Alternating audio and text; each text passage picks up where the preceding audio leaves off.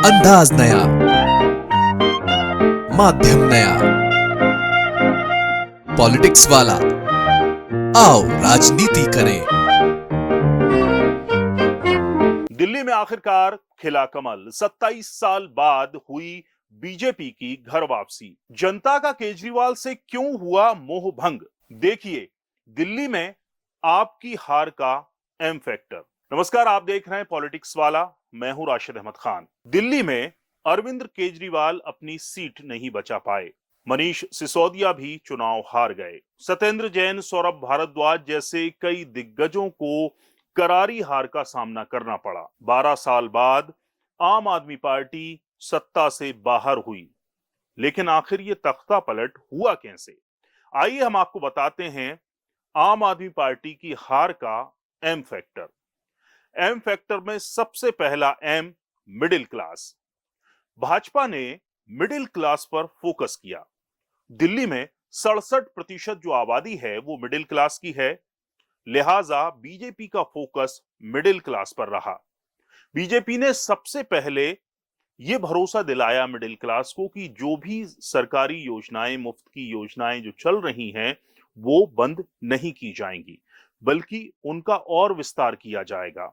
आम आदमी party voters को यह कह रही थी कि बीजेपी अगर सरकार में आई तो वो जो मुफ्त की योजनाएं हैं उनको बंद कर देगी, लेकिन बीजेपी ने मोबाइल फोन्स पर मैसेज भेज भेजकर और उनके जो कार्यकर्ता हैं वो घर घर जाकर उन्होंने ये भरोसा दिलाया कि जो भी योजनाएं हैं वो बंद नहीं होंगी, बल्कि जो डबल इंजन सरकार है, केंद्र में भी सरकार अगर बीजेपी की होगी और दिल्ली में भी बीजेपी की सरकार होगी तो योजनाओं का लाभ ज्यादा मिलेगा।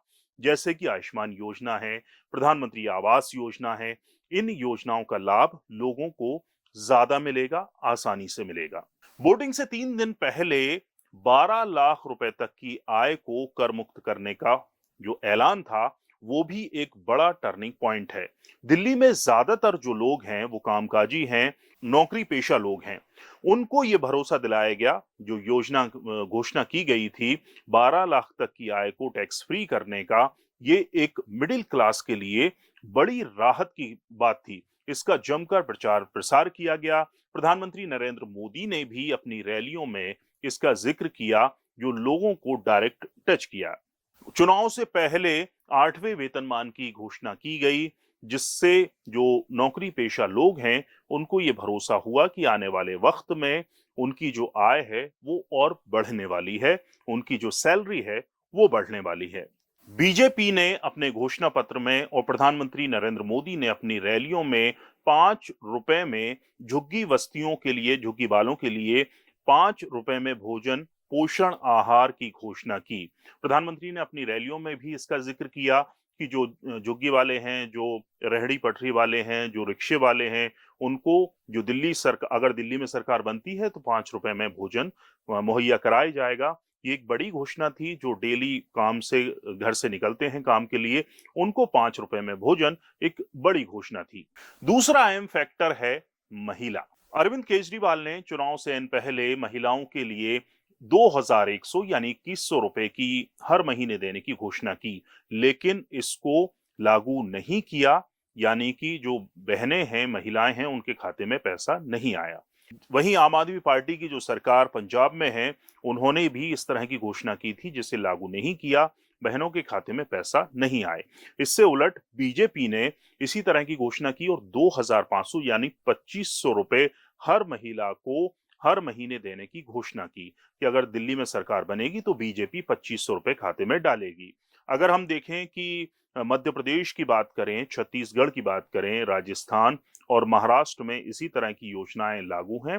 पैसा कम ज्यादा है, लेकिन हर महीने महिलाओं के खाते में पैसा आ रहा है। लिहाजा जो महिला वोटर्स हैं उनको ये भरोसा हुआ कि हर महीने अगर बीजेपी की सरकार बनती है तो उनको पैसा मिलेगा। तीसरा एम फैक्टर है मुस्लिम। बीजेपी ने बड़ी ही चालाकी से इस पूरे चुनाव में एम फैक्टर मुस्लिम्स को टच नहीं किया। लोकसभा चुनाव के दौरान मोदी ने हिंदू, मुस्लिम और घुसपैठिए शब्द का इस्तेमाल किया था। झारखंड, महाराष्ट्र विधानसभा चुनाव में बटेंगे तो कटेंगे, एक हैं तो सेफ हैं जैसे नारे लगाए थे, लेकिन दिल्ली विधानसभा चुनाव के लिए बीजेपी ने रणनीति बदल ली। मोदी ने 3 जनवरी से 2 फरवरी के बीच दिल्ली में कुल 5 रैलियां की, लेकिन किसी भी रैली में उन्होंने हिंदू, मुस्लिम या घुसपैठिए शब्द का जिक्र नहीं किया। पीएम ने बटेंगे तो कटेंगे या एक हैं तो सेफ हैं जैसे नारों का इस्तेमाल नहीं किया। कुल मिलाकर आम आदमी पार्टी की हार में ये एम फैक्टर का बड़ा अहम रोल है, जो हमने इस पूरे वीडियो के जरिए आपको बताया कि किस तरह एम फैक्टर की वजह से बीजेपी की जीत और आम आदमी पार्टी की हार हुई है। वीडियो पसंद आया हो तो लाइक कीजिए, शेयर कीजिए और हमारे चैनल पॉलिटिक्स वाला को सब्सक्राइब जरूर कीजिए। शुक्रिया।